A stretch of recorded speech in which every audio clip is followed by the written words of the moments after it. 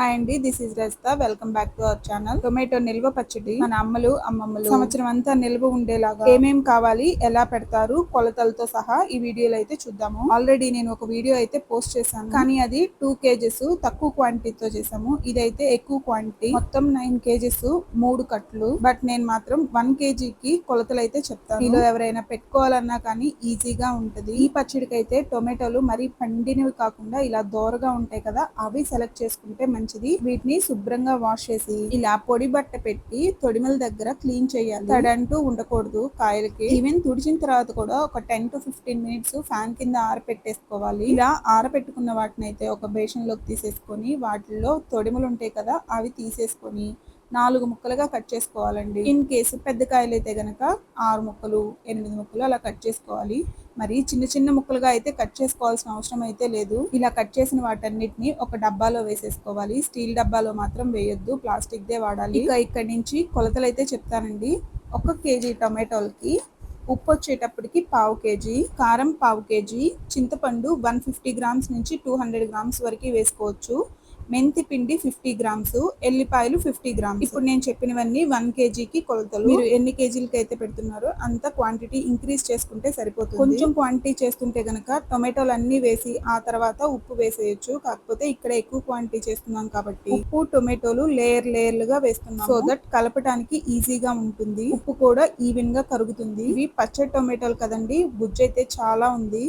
Even పచ్చడి రుబ్బేటప్పుడు కూడా చాలా తేలిగ్గా గ్రైండ్ అయిపోయింది. ఇలా అన్ని కోసేసిన తర్వాత ముక్కల్ని పైకి కిందకి ఎగరేస్తే గనక అంతా కలుస్తుంది. ఇక దీన్ని మూత పెట్టేసేసి 3వ రోజు చెక్ చేసుకోవాలండి. ఇదైతే 3వ రోజు. కోసేసిన రోజు నెక్స్ట్ డే, ఆ నెక్స్ట్ డే తీసిన రోజు తీసామండి. వాటర్ చూసారా, ఉప్పు అంతా కరిగిపోయి వాటర్ అయితే బాగా వచ్చినాయి. ఇప్పుడు దీంట్లో చింతపండు వేసుకోవాలి. ఈవెన్ చింతపండు కూడా ఈనెలు కానీ గింజలు కానీ ఏమీ లేకుండా ఉండాలి.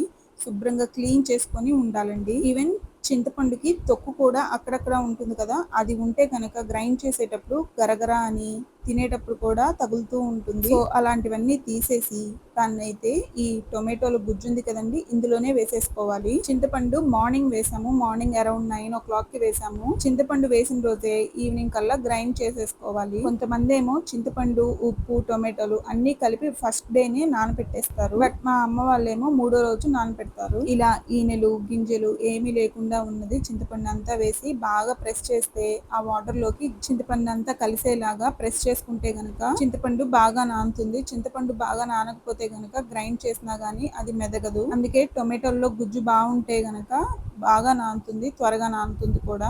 చూసారు కదండి, ఇలా బాగా అదుముతూ ఉంటే గనక లోపల వరకు చింతపండు వెళ్ళి బాగా నానుతుంది. ఇలా చేసేసి మూత పెట్టి ఈవినింగ్ వరకు అలా పక్కన పెట్టేసుకోండి. ఇప్పుడైతే మిగతా ప్రాసెస్ చూద్దాము. మేమైతే పండు మిరపకాయలు, టొమాటోలు, 2 రకాల పచ్చళ్ళు అన్నిటికీ కలిపి ఒకేసారి మెంతులు ఫ్రై చేసి పెట్టుకున్నాము. ఏ పచ్చడికి ఎంత కావాలో అంతే వాడుకుంటున్నాము. చెప్పాను కదండి, కేజీకి 50 గ్రాములు మెంతులు ఫ్రై చేసుకొని మెంతి పిండి చేసుకోవాలి. ఇందులో నాకు ఎంత కావాలో అంతే వాడుకుంటున్నాను. మొత్తానికి కలిపి 1.5 గ్లాస్ అయితే పడుతుంది. అది కొలిసి పెట్టుకొని నెక్స్ట్ ఎల్లిపాయలండి, ఎల్లిపాయలు కూడా గర్భాలు ఒలిచేసుకోవాలి. పొట్టు ఏమీ తీయాల్సిన అవసరం లేదు. అన్ని ఇలా పెద్ద పెద్ద పాయలు అయితే చాలా బాగుంటాయి. మిక్సీలో ఫస్ట్ ఎల్లిపాయలు వేసుకొని దాని మీద మెంతి పిండి వేసుకుంటే గనక చుట్టుకుపోకుండా ఉంటాయి. దీన్ని మిక్సీలోనే కాదండి, రోట్లో అయినా దంచుకోవచ్చు. రోట్లో దంచితే ఇంకా బాగుంటాయి. కచ్చా పచ్చగా మనకి ఎప్పుడు కావాలంటే అప్పుడు ఆపేసుకోవచ్చు. దీన్ని అయితే మెత్తటి పేస్ట్ లో అస్సలు చేయకూడదు, కొంచెం కచ్చా పచ్చగా ఉంటేనే బాగుంటాయి. ఇలా తీసిన దాన్ని పక్కన పెట్టుకోవాలి. ఇప్పుడు అన్ని రెడీ అయిపోయినాయి అండి పచ్చడికి. చింతపండు టొమాటోల్లో బాగా నానిపోయినాయి.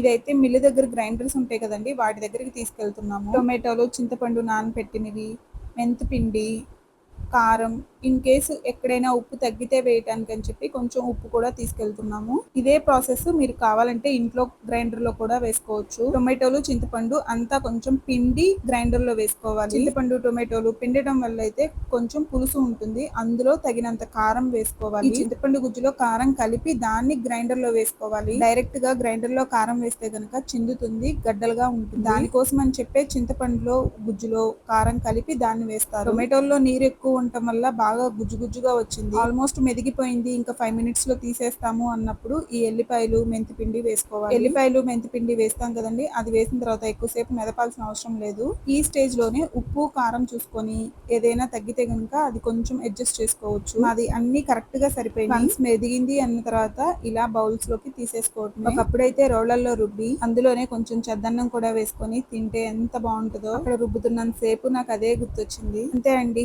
1 ఇయర్ నిల్వ ఉంటే టొమాటో పచ్చడి అయితే రెడీ అయిపోయింది.